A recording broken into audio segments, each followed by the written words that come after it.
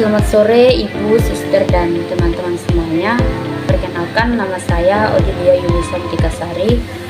Di sini saya akan membahas tentang administrasi tata usaha. Judul artikel yang saya ambil adalah Administrasi Tata Usaha. Penulisnya Elsa Puji Kurnia dari Universitas Negeri Padang, Indonesia. Kerangka teori dari artikel ini adalah ada dua. Yang pertama dari G 1998 yang menyatakan bahwa tata usaha itu merupakan segenap rangkaian aktivitas menghimpun, mencatat, mengelola, mengganda, mengirim, dan menyimpan keterangan-keterangan yang diperlukan pada setiap organisasi.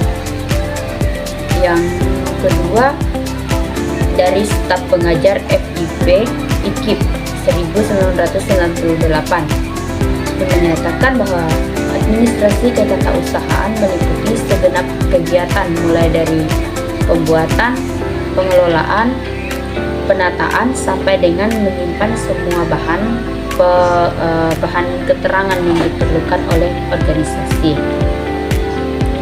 Nah, metode penelitian dari artikel ini adalah pada artikel ini penulis menggunakan metode dengan mengumpulkan bahan kajian terlebih dahulu, materi terdapat pada buku, jurnal, artikel, maupun sumber lainnya yang berkaitan dengan administrasi ketatausahaan sekolah, proses administrasi tata usaha, kantor atau sekolah, dan peran guru dalam administrasi ketatausahaan sekolah. Yang berarti penulis dalam artikel ini menggunakan metode penelitian literatur. Hasil dan pembahasan dari artikel ini yaitu tata usaha atau tata laksana itu merupakan bagian keseluruhan dari proses administrasi.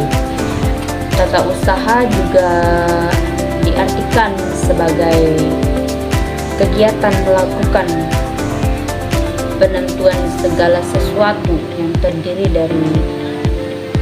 terdiri pada suatu organisasi, dapat digunakan dalam keterangan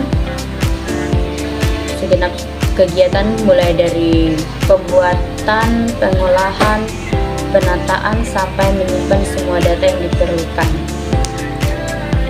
Nah, tata usaha menurut pelayanan tata usaha untuk perguruan tinggi adalah segenap kegiatan surat menyurat, yaitu menghimpun, mencatat, mengelola, mengirim, dan menyimpan semua data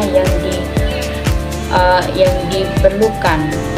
Jadi dapat disimpulkan bahwa tata usaha atau tata laksana itu merupakan bagian dari sekolah untuk dapat mendukung kegiatan belajar mengajar agar berjalan dengan sesuai. Proses dari ketatausahaan sekolah ini itu dimaksudkan untuk dapat proses penyelenggaraan di sekolah secara rinci. Prosesnya dibagi menjadi dua, yaitu jenis surat, pengurusan surat. Nah, dari kedua bagian ini juga terdapat subbagian lagi yang tidak saya sebutkan. Nah, tata ruang sekolah itu adalah pengaturan atau tata letak dari perabotan, mesin, dan sebagainya pada suatu ruang yang tersedia. Nah, tata ruang sekolah dipengaruhi oleh beberapa hal. Ada 4 hal yang mempengaruhi, yaitu pencahayaan, pewarnaan bangunan, kondisi udara, dan tingkat kebisingan atau suara.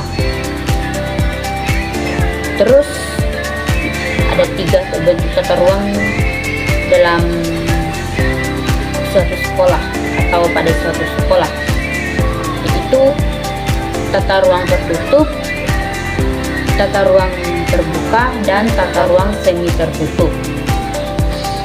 Kesimpulan dari artikel ini adalah bagaimana administrasi ketatausahaan di sekolah itu berfungsi untuk mengatur berbagai dokumen atau inventarisasi yang ada di sekolah.